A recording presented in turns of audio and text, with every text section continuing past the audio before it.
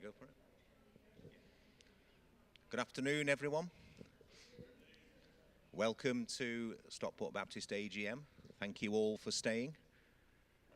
The AGM part don't normally take long at all, so I don't think we'll delay you unnecessarily. So we'll just start with the apologies for absence. I know Lorraine Wildman has sent her apologies. Have we got any other apologies?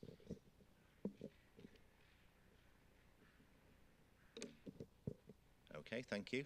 We are live streaming the AGM, and that should be okay. If anything has to come up at the end of the meeting pastorally, we will stop the live stream. Going on, previous AGM minutes, we met, as I'm sure you all remember, after the service on Sunday the 20th of March. We had apologies for absence and we okayed the previous AGM minutes. The minister then presented his report and that was accepted with thanks for all Steve's work. I then presented the secretary's report and that was accepted with thanks for my work. Chris Batchelor then reported on Thursday at 1 and noted the need, as always, for younger volunteers to help come on board. And Thursday at 1's report was accepted with thanks to Chris, Margaret and all the team who work on Thursday at 1. Helen Riley then presented the Energise report and that was again accepted with grateful thanks for all the work with the young people. Dave then gave us the Treasurer's report and that was accepted with a vote of thanks. We then went on to the election of officers and deacons and we elected me as secretary for 1 year and we elected 5 deacons, Sarah, Ben, Terry, Chris Cheetham and Dave Allen, and it was agreed that we would decide how long each would serve later on. I'll come back to that shortly. And we then confirmed other posts, and having read the Safe to Grow policy, the meeting was concluded. Is everyone happy that that is an accurate record of the AGM? All those in favour of voting it in? Yes, okay, thank you. Okay, moving on to this year's reports. So you've all had the annual report. So what we'll do is give everyone an opportunity who's presented a report to either add to it if they want to, or just to field any questions if anyone has any questions. So Steve has tabled a minister's report. Do you want to add anything to that, Steve, or is it all fairly straightforward? I can't remember what I said now. Is it on? Oh, it is on. Yeah. Sorry.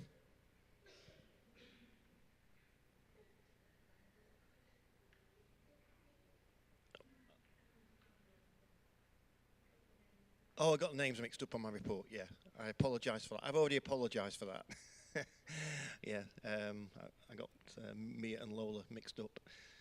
But apart from that, I've got nothing particular to add, but if anybody wants to ask me anything about my report, which was basically looking back over the last 12 months and some of the things that we've been involved in. No? Okay, fine. Are we all happy to accept the minister's report? Show of hands if you're happy to accept that. That's great, thank you. Secretary's report. Again, I don't have anything specific to add, unless there's any questions. Are you all happy to accept the Secretary's report? Again, show of hands, that's great, thank you.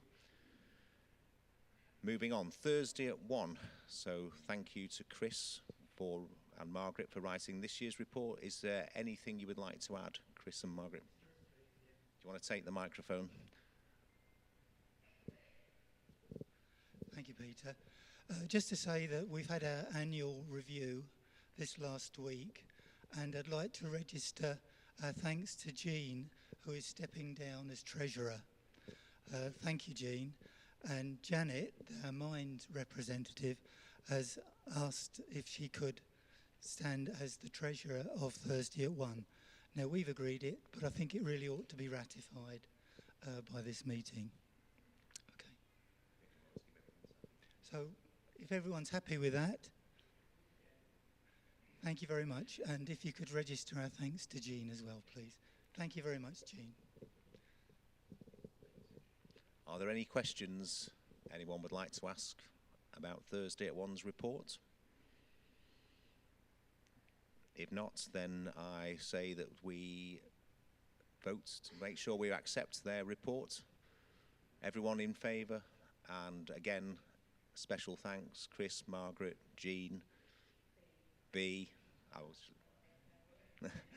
and everyone.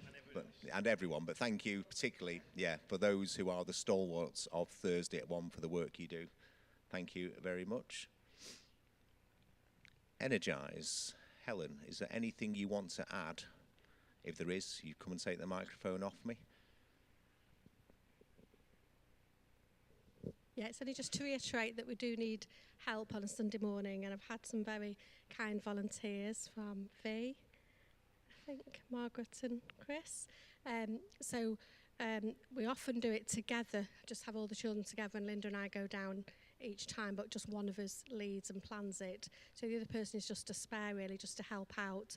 So we thought if somebody could replace one of us as a spare, just to help with whatever they're doing that morning, it means the other one can stay in the service. So if anybody else wants to be on that rota of spares, the more people, the less time you'd have to come down and help. So sometimes we do have separate sessions, and if the older ones are there, we do a separate session for the older ones, but often we're together, but we need two leaders. So if anybody wants to be the second person just to help out, there'll be no planning or work, preparation work to do. It'd just be to help on the day. Let me know and I'll make up a rota. But thank you very much for those that have already offered, and we do really appreciate all your support, so thank you. And a big thank you to Linda, because she helps week in, week out, and her life isn't that easy at the moment, so a big thank you to Linda for all her hard work every week. Thank you. I think we need to give a big thanks to Helen and Linda for the amazing work they do with all that, with the children we have, and they've done it so long and so well. So maybe a round of applause for them. And just to say, we did discuss this at the Deacons meeting, and correct me if I'm wrong, Dave or Peter, I think most of the Deacons said that we would be willing to come down when we could. Obviously, it's not always possible because many of us are already tied up, but if we can, we're more than happy, every one of us, to come down and act as a second person. So bear that in mind as well, Helen. Okay, are there any questions for Helen or Linda or anyone involved with the children's work? If not, are we happy to accept the Energise report? Again, with grateful thanks, Helen, Linda, for all the work and all those who volunteer as well. Thank you.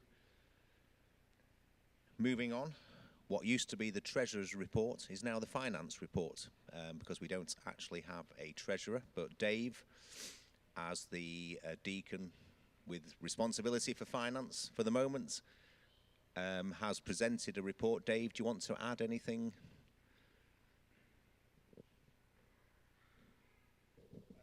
Not really, no. Excuse me. But really just to give you the opportunity to ask any questions after your deep perusal of the finance statement. So, are there any queries, questions? I knew there'd be one from you, Chris, because you've perused it deeply.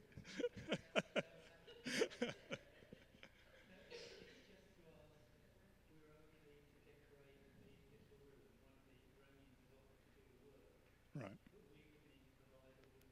Yeah. No, go ahead. Yeah. No, it isn't. Anything else? Nope. So you can ask for approval. No, I think I can't ask for approval. I did. So are we all happy to accept the finance report? Again, with grateful thanks, although he's not the Treasurer, Dave obviously has put in probably the same amount of work this last year, ably assisted. All right, a little bit less.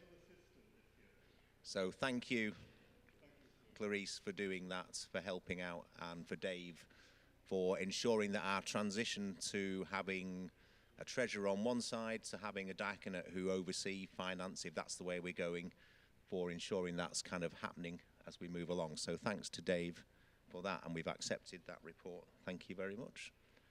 Can you sign at the bottom, please? And we've even got a signed copy. Moving on, we come to the election of officers.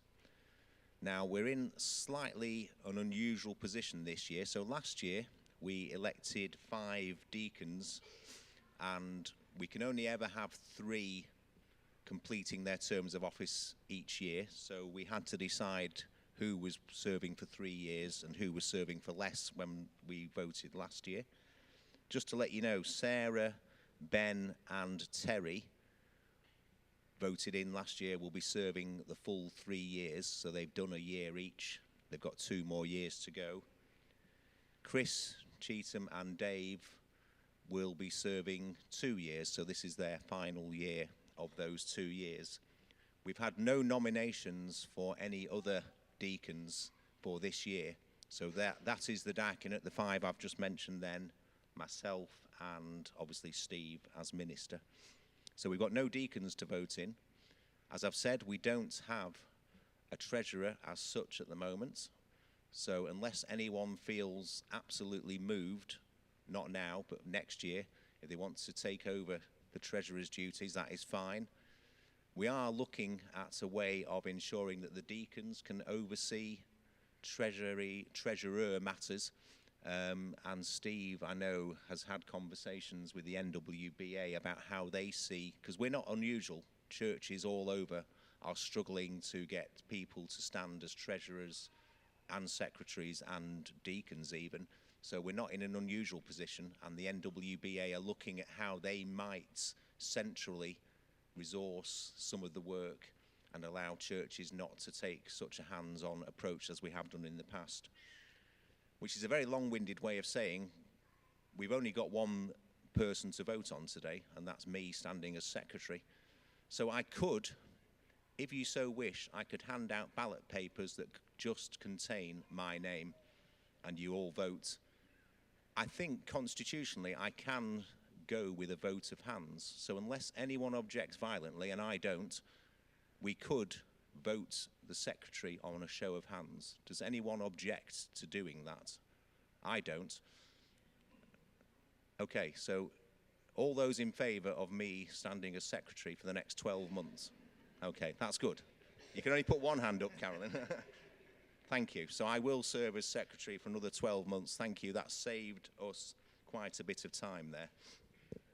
What we normally do when we're counting the votes is we read the Baptist Union's Safe to Grow policy, and we're not going to do that this year, partly because one of the things I'm kind of keen that we do as a church come to terms with in the next 12 months is all our compliance responsibilities, so around data protection and around safeguarding, and all those have considerably tightened up over the last 12 to 18 months. The Baptist Union have quite clear policies on data protection and safeguarding.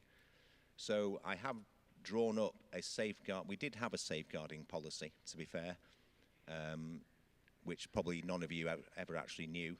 So we will have a safeguarding policy. Carolyn is your official title, designated person for safeguarding. You're still okay doing that? Good. I am the safeguarding trustee or deacon. Instead of reading out Safe to Grow, we're going to watch a video, and this is the level 1 training from the Baptist Union for all churches around safeguarding. So if we just watch this video, it only takes 4 minutes, and then we've done our first part of our training.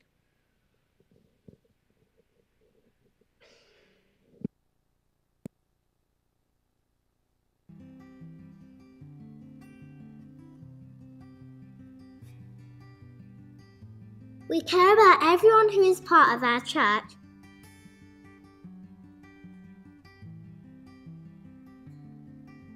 We know that every one of us is precious to God and that each person deserves kindness and respect. This mirrors what the Bible says. As we have opportunity, let us do good to all people. Galatians chapter 6 verse 10.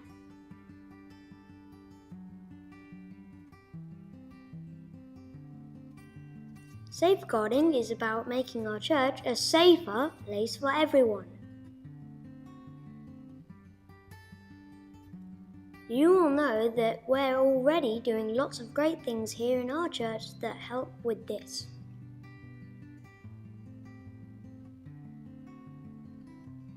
We have several people in the church with special responsibility for safeguarding.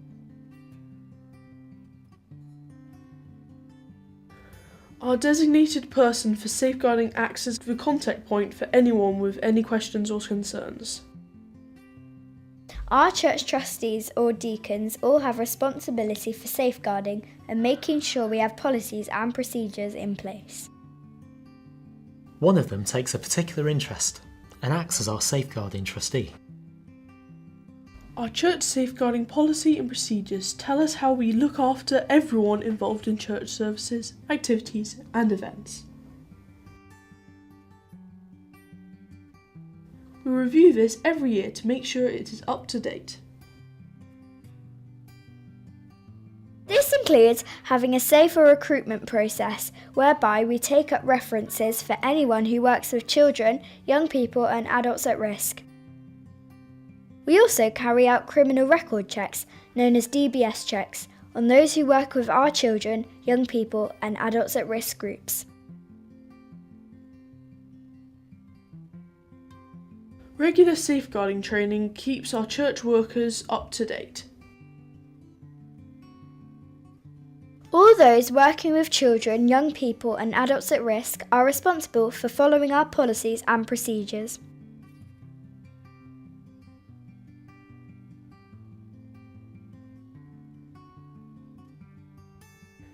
If you are ever concerned for yourself or anyone else in the life of the church, speak to the designated person for safeguarding for advice and support. They will follow our policy if they need to involve others inside or outside the church to help keep you or someone else safe. Please don't keep a worry or concern to yourself. So we're trying our best to make our church a safer place for everyone. What can you do to help? Treat everyone, whatever their age or situation, with kindness and respect. Make sure you've read our safeguarding policy and procedures. Follow the guidelines for how our groups and meetings are run. If you see something that worries you, pass it on to our designated person for safeguarding. Thank you for helping to make our church a safer place. Across our Baptist Union, thousands of churches are committed to creating safer spaces for everyone.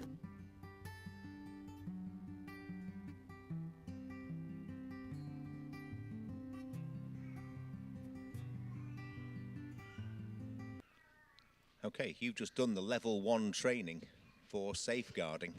So now there is more sophisticated training at levels 2 and 3 for those who work with children and also the managing trustees, the deacons and the minister. So we will all be doing that over the coming few months. And I will send out the policy summary and the policy itself. You'll be pleased to know we don't just pull this out of thin air. The Baptist Union actually provide a template for a safeguarding policy, so it's all sound and based on what other churches are doing. So, as I said, Carolyn is the designated person for safeguarding. She can be your first point of contact if you have any safeguarding concerns.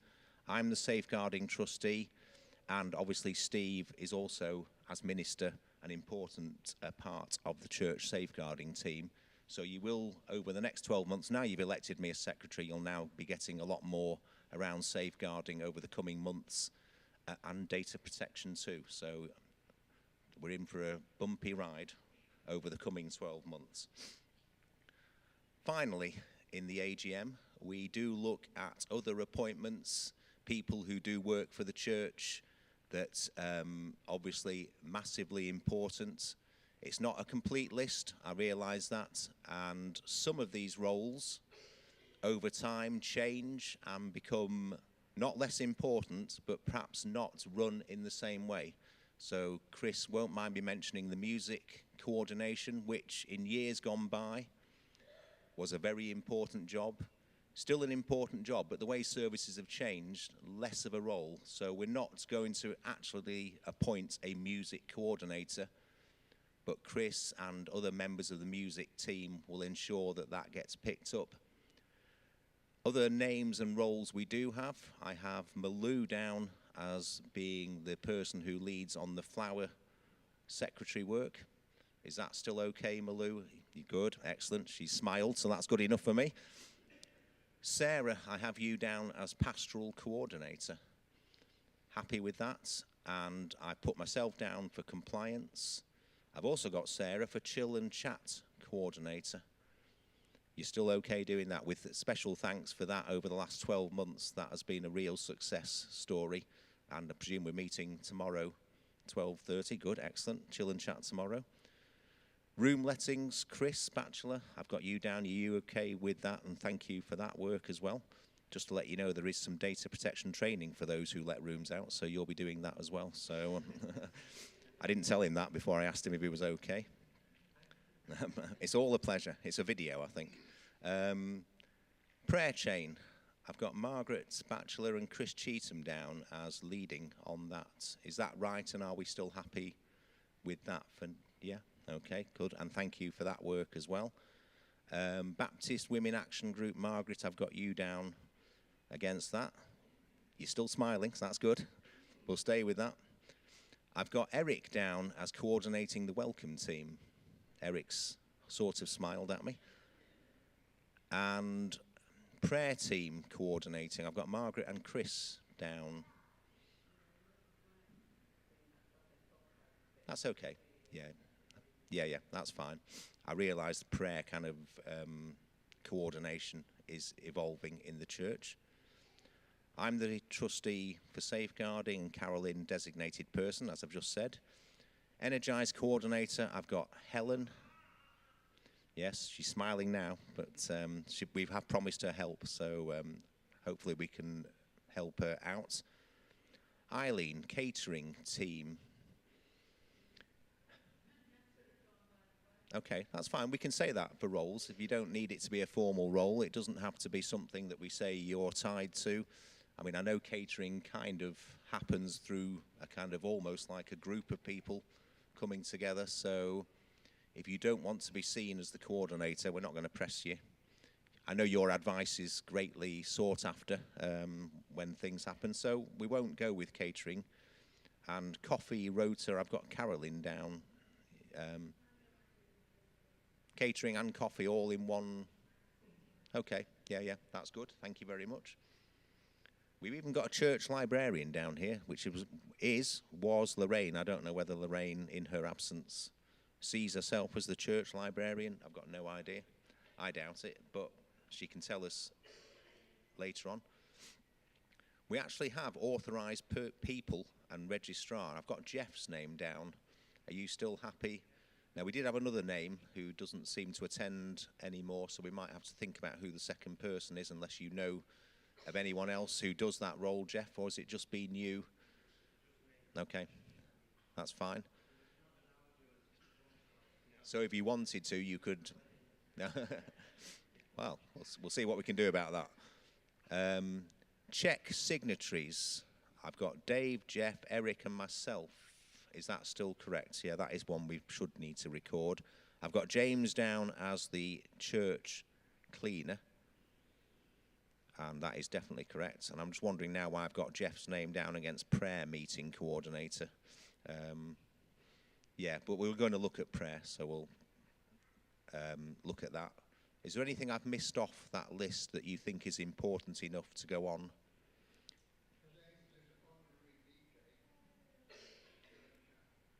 No, yeah. I'm not going to give him the... he's listening to this as well, so don't... No problem.